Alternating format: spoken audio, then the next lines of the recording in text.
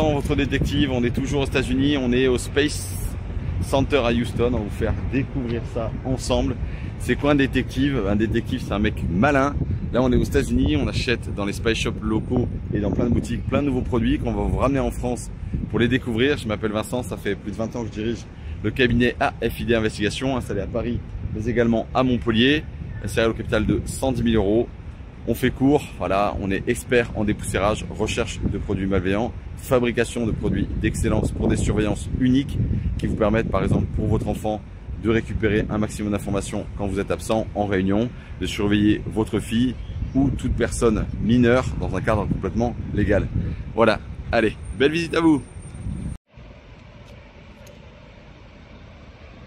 Je vous amène aujourd'hui avec nous dans la visite du musée du Space Center à Houston.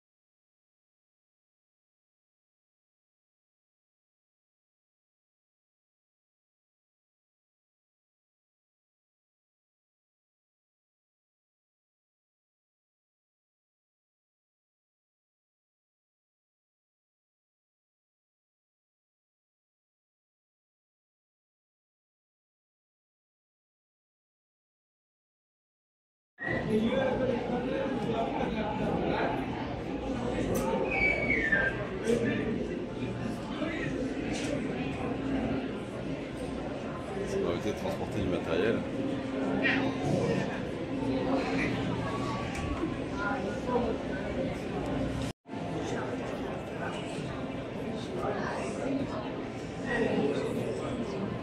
Les amis, vous pouvez évidemment manger sur place. Il y a un choix très large et varié. Alors ce qui est rigolo, c'est que vous demandez directement à la borne, vous scannez, vous payez. Et là on compte sur votre honnêteté, parce que tu dois scanner ta boisson. Nous en France, on sait très bien que la moitié du temps, les gens ne scanneraient que dalle. Donc il y a des pizzas, il y a des hot dogs, il y a un bar à café, il y a même des food trucks dehors, une petite banque, parce qu'il faut payer en carte bleue, si vous en retirez, et dehors les food trucks.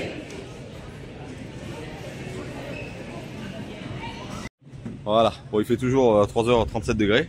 Je veux dire que Houston, ça pique fort fort. Vous avez aussi un tram tour avec un billet supplémentaire à prendre pour aller voir des choses complémentaires. Voilà, l'historique mission. Ça doit être très sympa à faire. Mais malheureusement, c'est sold out aujourd'hui.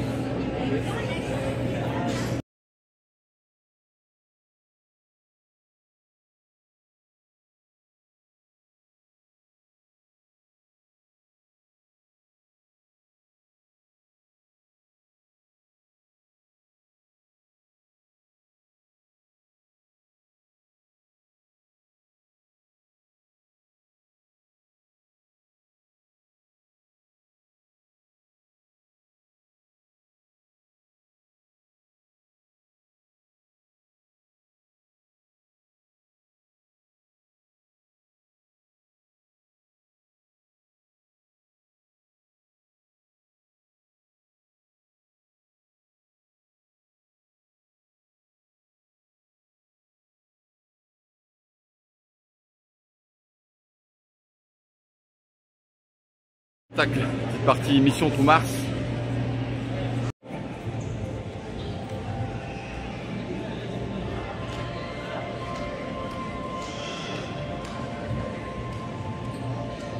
On nous explique un peu toutes les zones.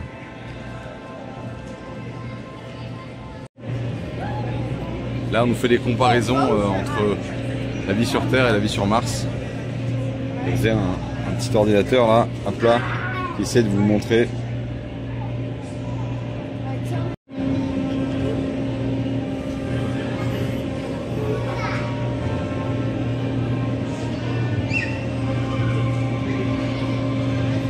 71, il y a le premier essai qui a atterri mais qui n'a pas vraiment marché.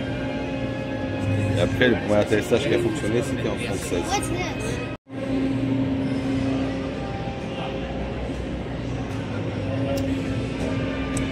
Là, elle est morte. Voilà. Et on essaie de nous parler des tenues.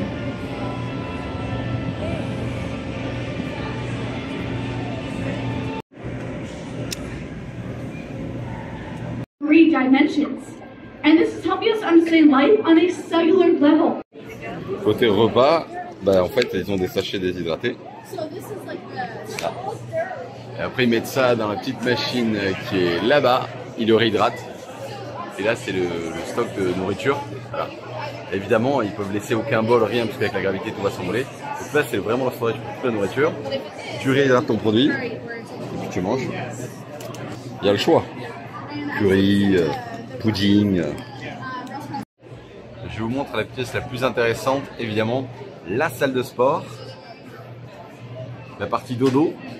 Il faut s'accrocher le soir, soit là, soit en frontal, ici pour dormir. Et pour les inconditionnels, le popo. Voilà, je te laisse imaginer si tu te rates, ce qui peut se passer. Voilà. On nous propose d'explorer la station ISS, qui est construite par plusieurs pays. Voilà. Il nous explique que 18 des astronautes donc, de 18 pays différents sont venus. Et quand on voit que Elon il veut aller sur Mars, 400 000 km avec 142 millions de kilomètres, ça fait un peu loin. Voilà. Et là on nous montre donc la construction de l'ISS dans les années, pendant les 20 ans entre 1998 et 2011. Chaque module. Très longtemps, c'est les...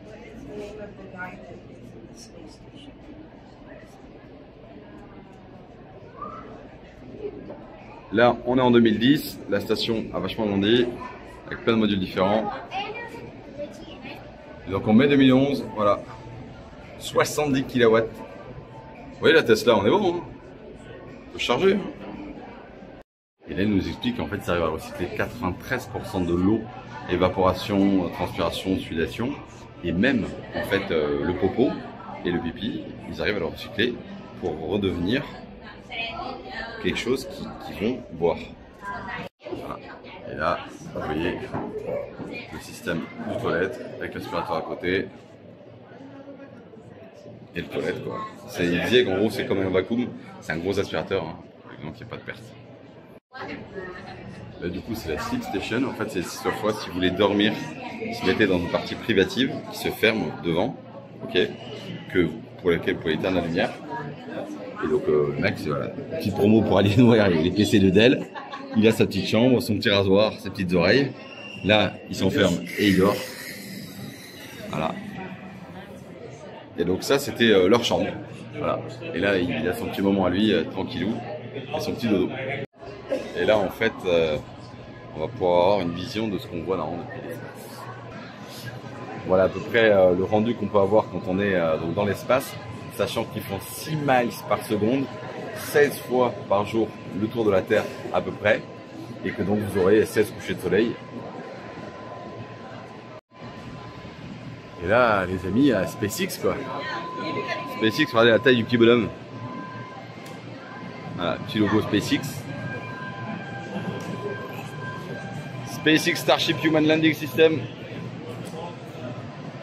Voilà. Elle est gigantesque. Sachant qu'on n'est pas très loin de Boca Chica, c'est toujours impressionnant. Donc là, on fait une petite comparaison sur Mars. On nous explique que la gravité, si vous faites 100 kg sur la Terre, sur Mars, vous, entre guillemets, vous ne poserez que 38. Que le Soleil est beaucoup plus grand, loin, pardon, sur Mars que sur la Terre. Voilà. Au niveau des saisons, on est à peu près pareil. Vous voyez, on a aussi 4 saisons. Que la taille de la Terre est quasiment 2 fois plus grande que celle de Mars. La composition et au niveau du ciel, les couleurs du ciel. Là où c'est très très intéressant, c'est si le volume, vous voyez bien, parce qu'il y a à peu près 6 fois Mars qui pourrait rentrer dans la Terre et que en fait une année martienne correspond à 687 jours terriens puisque en gros eux ils appellent ça des sols. Franchement très intéressant. Très intéressant. Donc là on a fait un petit jeu pour composer notre tenue. Et là on vous montre de manière physique le poids donc de ce que ça représente. Si c'était une mallette qui pèse 20 kg, que là-bas elle ferait peut-être beaucoup moins, bien en cause de la densité.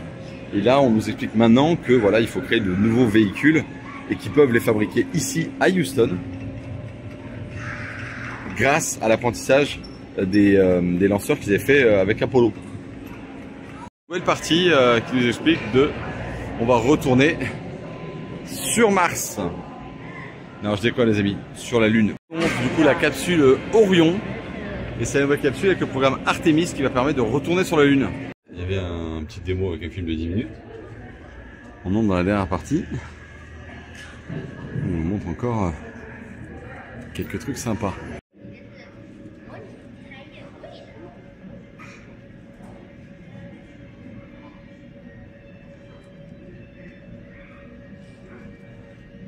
Finalement la mission Apollo 11 qui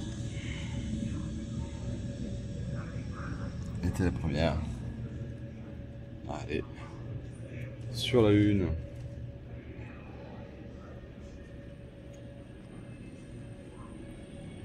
Petit coup de pub américaine.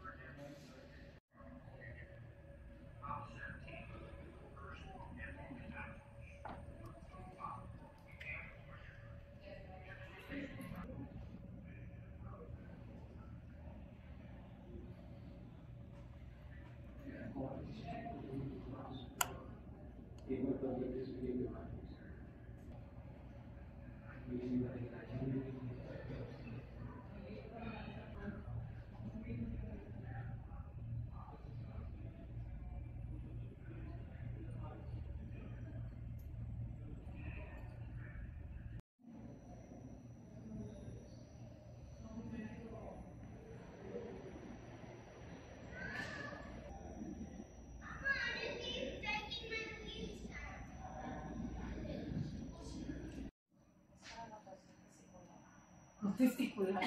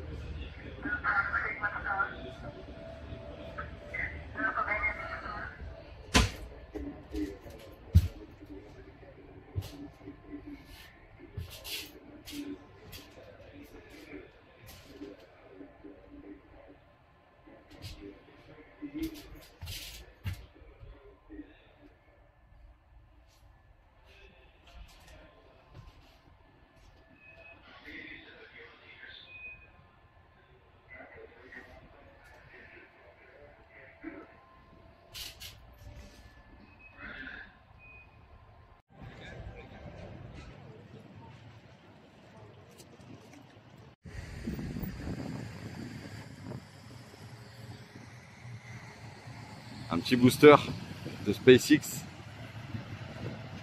que Elon arrive à faire revenir. Impressionnant.